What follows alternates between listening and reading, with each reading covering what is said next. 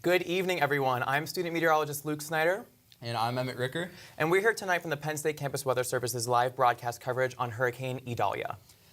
Now, we kind of want to start this forecast on, what is a hurricane? Now, Luke, when you think hurricane, what do you think of? I think of a big circular cyclone, bunch of winds, bunch of rain coming through the area, kind of devastating every once in a while.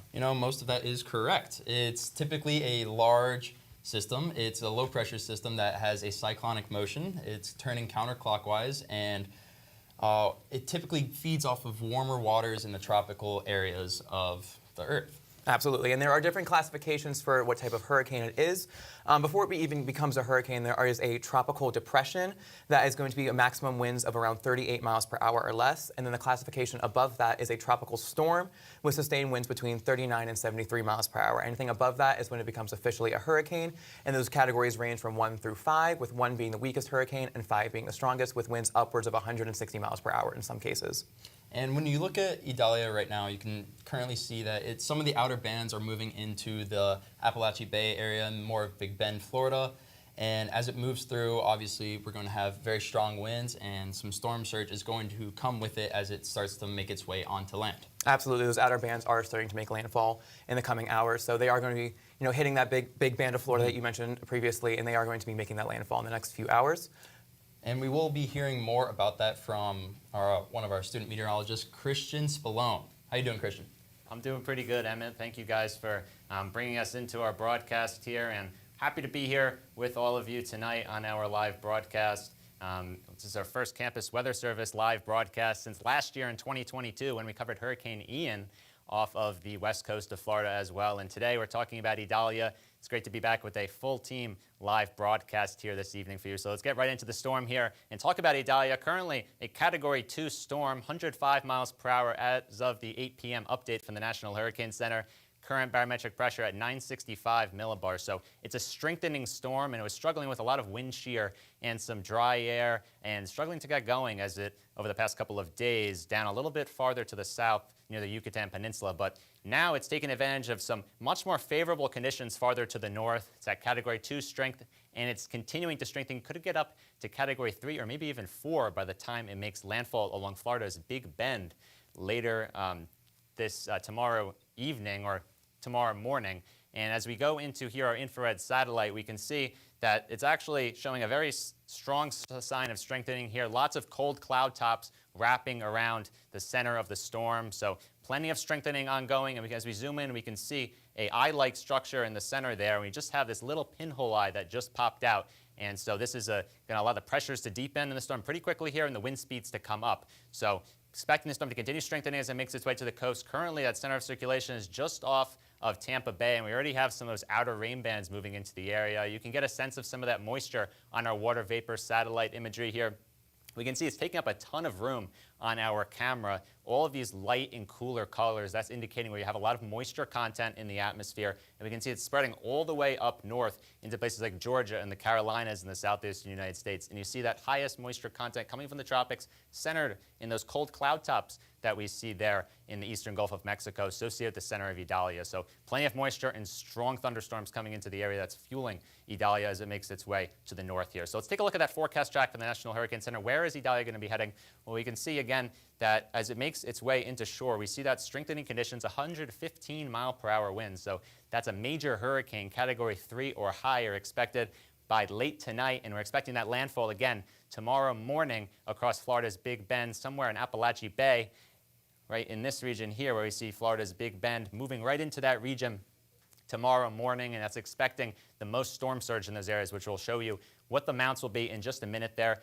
Later on, expecting this storm to move in as a low-grade Category 1 hurricane to places like Georgia, expected to bring plenty of rainfall, which will time out for you in just a bit. And that's all going to move up into the Carolinas throughout the rest of the week and into the weekend even. Some scattered showers could be around in those areas. So let's go into now, I want to talk about quickly why the storm has been strengthening so significantly. Well, the sea surface temperatures throughout the Gulf of Mexico and farther south into the Caribbean Sea are very warm, especially even for this time of year, and they're really at record-breaking temperatures. Some areas seeing 31 or 32 degrees Celsius sea surface temperatures, and that's well beyond what we need for tropical cyclone formation. That's really only about 26 that we need. So these are record-breaking temperatures fueling the storm, and it really took off over parts of the loop current, which is located in this area here, just south of where Idalia is now. And this is very deep water, allowing it to strengthen. So it passed right over that, and we're expecting it to continue moving into increasing sea surface temperatures as it makes its way up to the coastline. So plenty of fuel for this storm that's allowing it to strengthen as it moves into the coast and up to the north and east here. So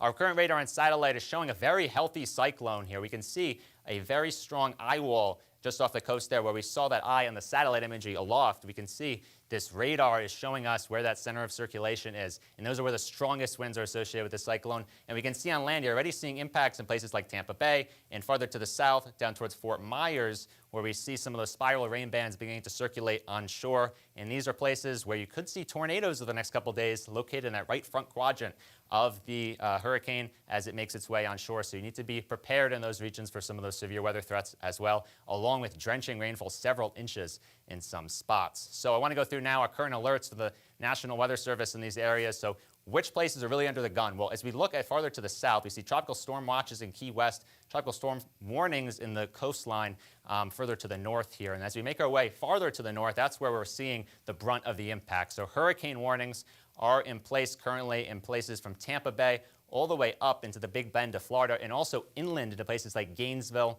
and also into places like Dowley Park. So there's plenty of hurricane warnings and hurricane conditions expected to track inland into portions of Florida. And as we move and zoom out here, we can also see tropical storm warnings extending farther to the west to Panama City, Florida, and also further to the north. We're starting to see different alerts populating to the Carolinas and into portions of Georgia, so we can zoom out and take a look at that real quick. Hurricane watches in that purple color for places like Savannah, along with tropical storm warnings at the moment. And these tropical storm conditions also expected to move inland as well as we move throughout the rest of the week here. Moving to the north, we also see tropical storm watches in effect for eastern North Carolina and places like the Outer Banks, where we're expecting this storm to move up to and then off the coast later on. So I want to go through quickly the Saffir-Simpson hurricane wind scale. So we're talking about Idalia getting up to a Category 3 or 4 storm. So what exactly does that mean? Well, we'll start out by talking about a Category 1. That's the low end of the scale. Plenty of damage can still occur at the Category 1. All of these storms are dangerous, but Category 1 is at the bottom end of the scale. That's where we have winds of at least 74 miles per hour depicted here. And as we move forward, we can see a Category 2 storm shows winds of 96 to 110 miles per hour.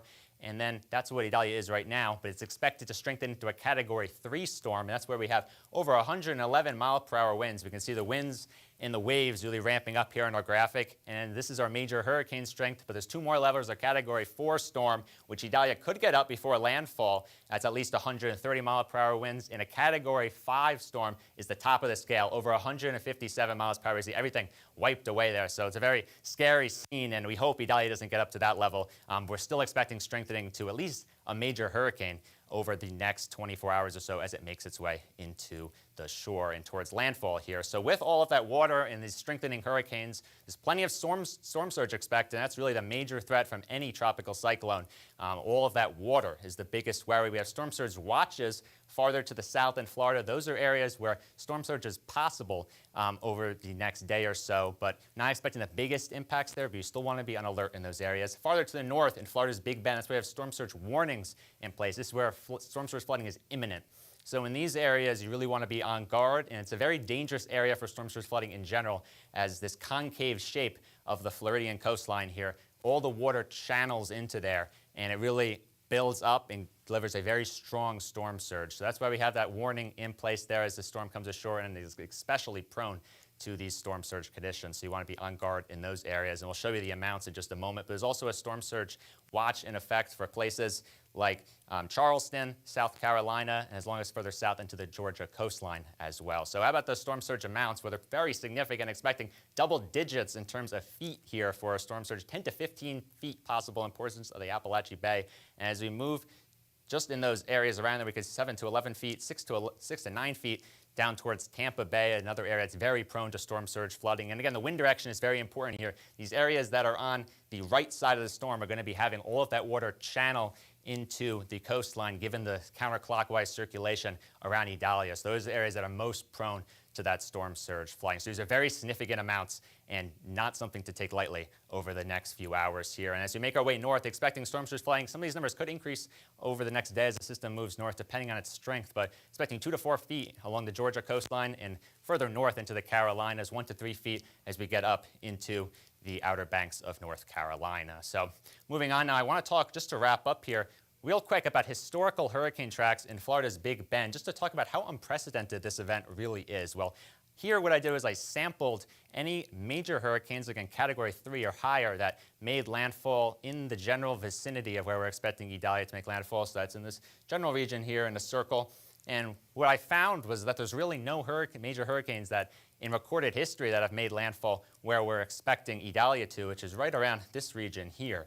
There's really no precedent for this. It's a very dangerous situation setting up. The closest analog was likely back in 1896 with this unnamed storm here that made landfall in areas just a little bit to the south there near Cedar Key, Florida, back in 1896. It's a very long time ago. It's really not in anyone's memory at this point. So it's obviously a very unprecedented situation setting up. I'm expecting major impacts that people need to be prepared for here as the system moves on shore. And we'll have more tips on how to prepare in just a little bit and more impacts on the system. But first, we'll take a short break.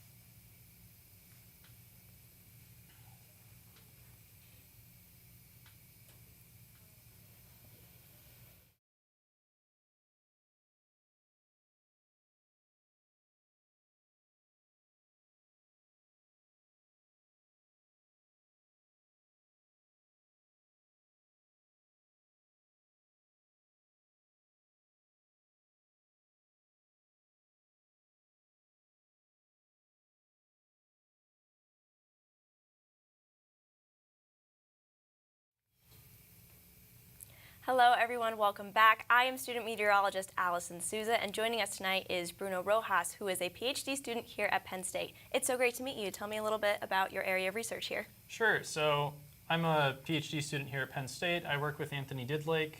My master's work was on eyewall replacement cycles of Hurricane Ivan, where we were looking at asymmetries in the storm, looking at what sides of the storm had more precipitation and which sides of the storm had more intense winds relative to storms that did not have eyewall replacement cycles. So that's kind of what I was working on previously, and now I work with ice crystals and tropical cyclones.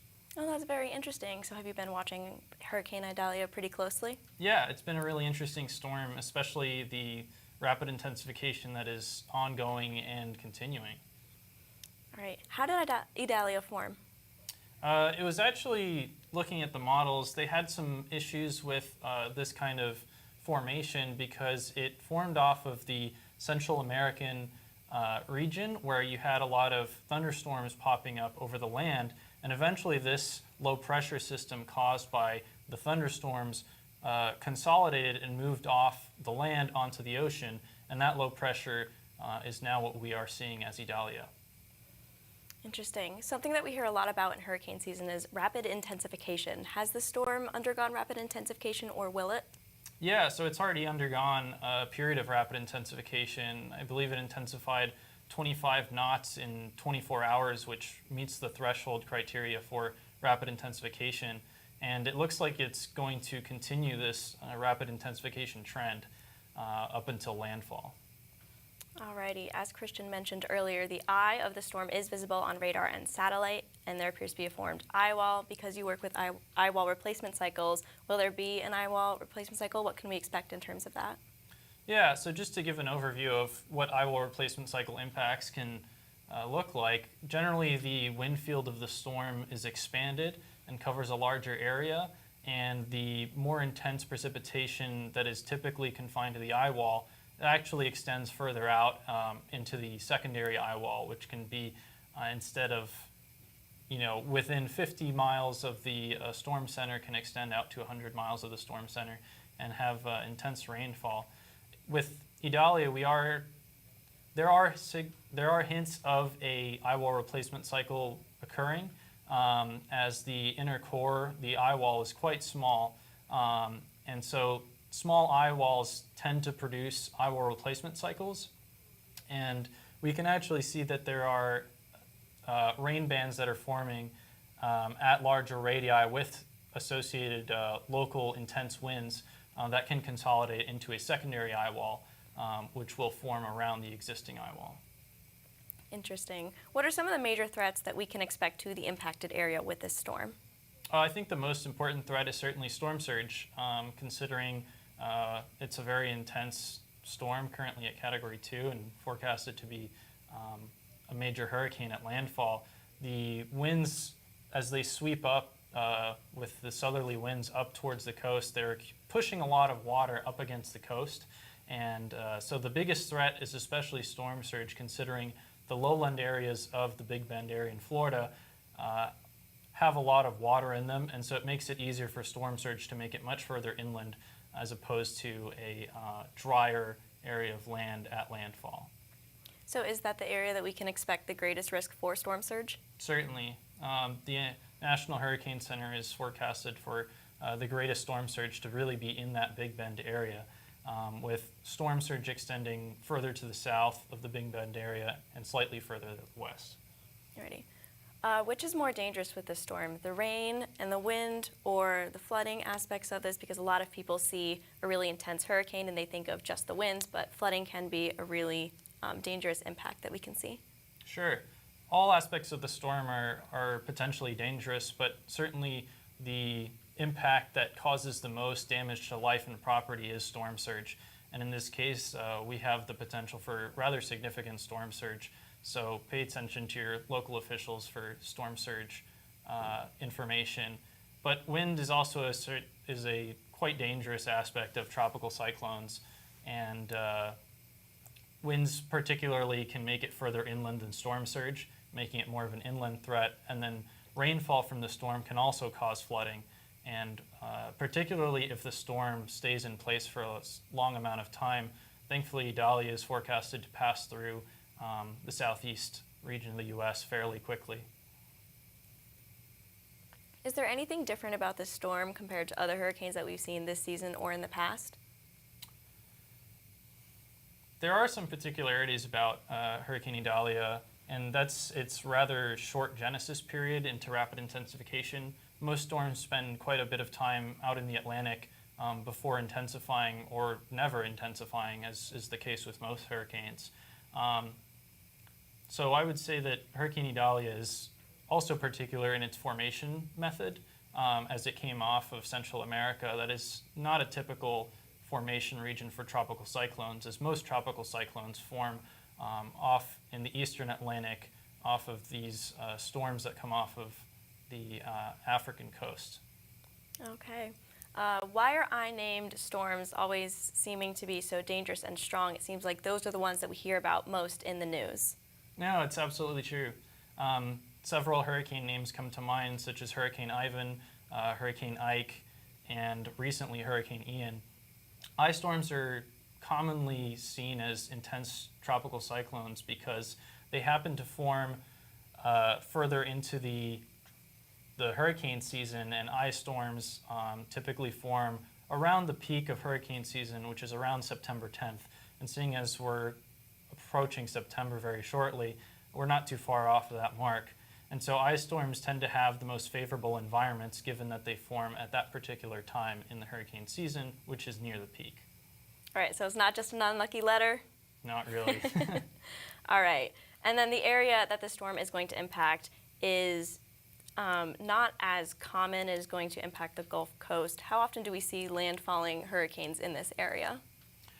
It's very difficult to kind of parse that out, as landfall is really only at a certain point, even though its effects can be felt further away. Landfall at this particular point has not been seen in many, many, many years, but the surrounding areas have received several tropical cyclone landfalls. And so it is not atypical for this region broadly to experience tropical cyclones, and particularly a landfall of a major hurricane. But this particular part of Florida, more specifically that Big Bend area, has not seen a tropical cyclone in a long time. Alrighty, well, Bruno, thank you so much for taking your time to sit and chat with us tonight. Stay tuned for an updated forecast by student meteorologist Lexi Cole. We'll be back shortly.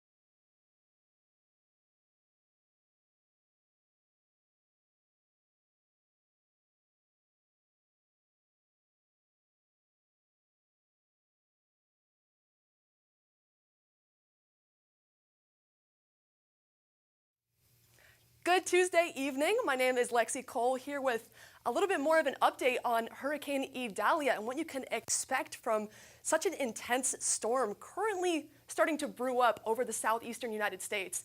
We took this video straight from Twitter, and you can really just see the way that these clouds are pushing their way into the bay. Hasn't quite made landfall yet, but it is definitely going to be dangerous by the time that it actually does. Now, before we get too specific on things, let's zoom out and talk about what exactly is causing this hurricane to track up across the Carolinas. Well, here we have an upper air map of the United States, and you can see that we have this high pressure system out over the west, and we have another one out over the Atlantic.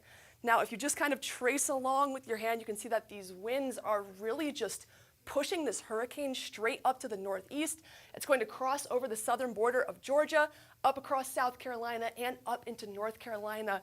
Now, this isn't exactly what's going to happen. It's just a probability, but look at this atmospheric setup. It's pretty hard to argue with, and we have a pretty high certainty that this is exactly what's going to happen. Now, let's take a look at some future weather and what we can expect in terms of timing. So here comes Idalia moving its way up into the bay, and this is around tomorrow morning, around 9 a.m. This is when we're going to see landfall. So tomorrow morning, things are going to start to get really, really messy. But as we advance forward, headed into tomorrow afternoon, we're going to move into South Carolina and into Georgia. And then as we proceed through Wednesday evening and into the early mornings of Thursday, this is when this storm is finally going to fizzle out and make its way off the coast. So we do have about 48 hours of some really intense rainfall that's just going to come through and just absolutely crush, especially in this Bay Area. Look at some of these values. We're up around 4 inches. Down here at the Crystal River area, Lake City and Tallahassee also seeing these extraordinarily high values. As we proceed into Thursday, look at these, up into the 7 inches, 5 inches, 13. This may be a little bit dramatic for this specific model, but there's no doubt in our minds that rainfall is definitely going to be one of the heaviest effects of this storm.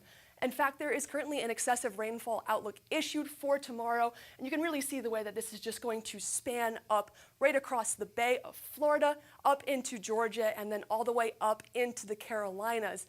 Rain is definitely going to be an issue. Make sure you keep an eye out for any kind of flooding. But it's not just the rain that we have to worry about. In fact, it's the wind as well. Look at these wind gusts. We're getting up to about 63 miles an hour. Things are going to be kicking up, especially right when this hurricane comes off of the Gulf. It is going to be fast and it is going to be hard. This is going to be a hard hitter just at that Wednesday early morning hours. As we advance, it'll begin to fizzle out. It doesn't have that heat and energy coming off of the Gulf, but there's no doubt that we're still going to see some intense winds working their way up through Georgia, through South Carolina, and ultimately off the coast of North Carolina. Now, we do have these probabilities when it comes to tropical storm force winds. These are winds that are below 75 miles an hour, but are still just about above 40. So there's going to be these high winds and incredibly high probability of seeing these damaging winds that could loft debris, that could make visibility incredibly low, and it's just going to make it for an overall dangerous situation. But now, fortunately, these hurricane force winds, which are winds that are over 75 miles an hour, these are going to stay limited down into the Gulf. Fortunately, once we hit landfall, we're not going to see those hurricane force winds. Things will begin to weaken a little bit, but it is definitely going to pack a punch when it does make landfall, and especially for the northern half of Georgia, and the southern half of Georgia. So in terms of the wind, it's not just the gusts that we have to worry about. We also have this possibility of tornadoes. Severe weather is never something that you can rule out when it comes to hurricanes, and this is just for today. For the remaining hours of tonight, we have this tornado outlook. We have this 5% chance just in the Gulf area, and as we advance into tomorrow, look at this. This tornado outlook is just not going to relent. It'll overtake this northern part of Florida, southern part of Georgia, and all the way up into South Carolina. So it's definitely going to be dangerous, not just with the wind, not just with the rain, but also for this probability of a tornado in already such a dangerous environment. So with all this being said, we do have a couple of safety tips for you in this kind of hurricane situation. Foremost, make sure you have some sort of evacuation plan in case you do experience flooding. We were talking about rainfall totals up to 4, 5, 6 inches of rain. That is an incredible amount of rain in such a short amount of time. Flooding is almost inevitable if you are on the storm track. Secondly, make sure you prepare your home and your property. The winds are going to be whipping if you are in the path of this hurricane. In addition, like I talked about, we have plenty of rain coming our way. It is just going to be an all-around dangerous situation. Make sure you and your home are prepared. And last but not least, make sure that you have some kind of emergency hurricane supply kit. I'll talk about more in just 1 second of what should be in that kit, but if you decide to stay home, that kit is going to be critical. We have a couple other tips if you do decide to stay home and actually sit out this storm, which wouldn't recommend, especially if you are right on the path. But if you do decide to do so, make sure you are staying safe. We have a couple of tips. Foremost, never operate a generator indoors, It can build up some absolutely noxious fumes that could be incredibly dangerous for you and your family. Second, make sure you stay in an interior room. You do not want to be around windows because that can really be dangerous with all that debris and all that flooding. But with that being said, make sure you never climb to a level such as an attic without windows. In the case of flooding happening, you want to make sure that you can be safe and you can get out of that situation. And last but not least, as you are already doing here, make sure you pay attention to weather updates, weather news. That will be your main source of information if things start to really go south and the storm starts to really rapidly intensify. So as I had said before, a couple of supplies you may want to have on hand if you have an emergency kit. This would be bottled water. Make sure you have some kind of non-perishable food with you. You never know how long you're going to be in this situation. Make sure you have a charged cell phone, and make sure you have some sort of access to a weather alert system. We highly recommend having some kind of battery-powered radio in case the internet or the power goes down. So this whole situation is going to be incredibly dangerous. You really need to make sure that you stay safe. Guys, I gotta admit that I'm a little bit worried for some of our friends down south. Yes, thank you so much for that report, Lexi. I have a quick question for you. I know you mentioned the expected trajectory of Hurricane Idalia. Do you think that people who are in the Panhandle and southern Florida who aren't necessarily on that main track still brace for the worst and have those supply kits that you just previously mentioned ready to go? Yes, absolutely. So this storm is absolutely massive. While we do kind of have an idea of where this storm might track, ultimately it's unpredictable, but it's also absolutely massive. We're going to see thunderstorms all over the place. Pretty much all of Florida is going to see some kind of precipitation, and so is a lot of the south. Oh, well, thank you, Lexi. We really appreciate it. And, well, if you do have loved ones in that area down in the Big Bend, Appalachia Bay, you might as well check on them. Make sure they follow Lexi's instructions with the survival kit, the emergency kit. Any closing remarks, Luke? Just make sure to stay aware, like Lexi previously mentioned, with National Weather Service, hurricane centers, and just any sort of government-ran weather prediction center to make sure to keep local updates aware, just making sure you're staying safe, staying aware of the recent movement of the hurricane, reaching as much safety as possible, regardless if you're in the main track or not, anywhere up in the Georgias and the Carolinas, like you mentioned, or in the Panhandle. So just make sure to stay safe and stay aware of the possible conditions that can occur with this hurricane. Alrighty. Well, we appreciate you tuning in for our Hurricane Idalia forecast. And just like we said before, please pay attention to your weather updates in your local weather offices and just keep your eyes and ears open. Good night.